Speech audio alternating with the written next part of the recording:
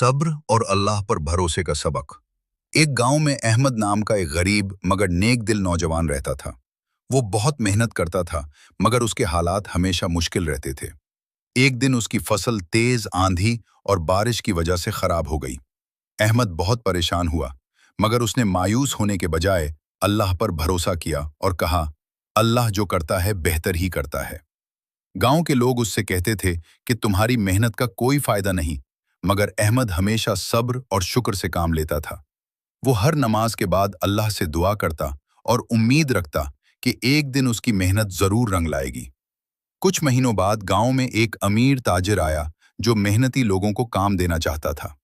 उसने अहमद की ईमानदारी और मेहनत देखी तो उसे अपने साथ काम करने का मौका दिया।